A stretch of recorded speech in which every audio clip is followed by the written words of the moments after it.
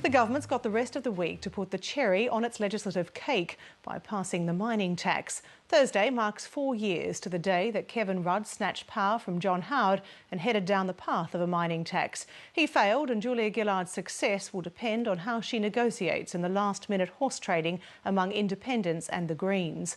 Political correspondent Tom Eagleton reports from Canberra.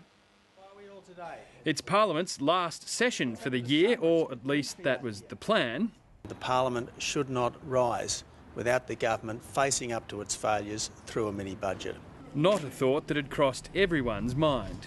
How about Parliament? Should it sit for an extra week? To next week? For what purpose? So far as the government's concerned, the purpose for this week is passing the mining tax. Mr. Speaker, this is a very important day in the history of economic reform in our country. The government's almost got the numbers it needs to pass the tax.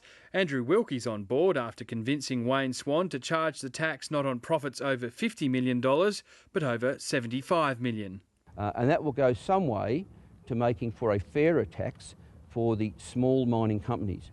Now just 20 or 30 companies will pay the full tax. Andrew Wilkie may go that way.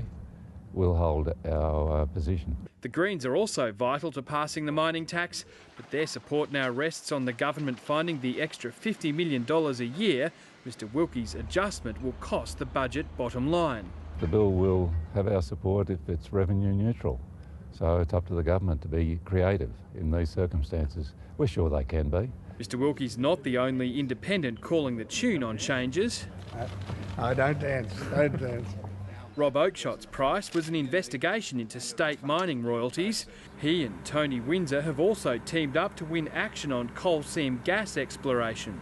So it's a new ball game. Just because you've got an exploration licence doesn't mean you get a miner's licence.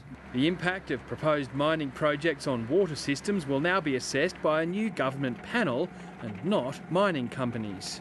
People have often questioned whether or not for something as significant as the water table, we should have a situation where the companies, for example, are the sole providers of the scientific research.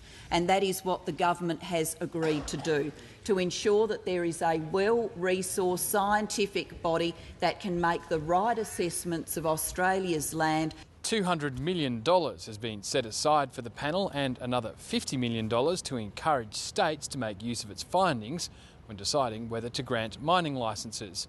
Unlike Mr Wilkie's amendments, the Greens are fine with those changes. Theirs isn't returning money to the mining industry. In fact, it's utilising money to keep in check some of the worst excesses of the mining industry. Another MP was trying to check those excesses today. Bob Katter's running a candidate against Queensland Liberal leader Campbell Newman in the seat of Ashgrove that he'll contest in the state's upcoming election. The coal seam gas issue's the basis for Mr Katter's campaign, though his party hasn't yet named a candidate. In that briefcase of mine, Bernie, there is a blue notebook and it's just got our policy there. If you just bring it down, please, in case anyone asks. The move spices up the race for Ashgrove.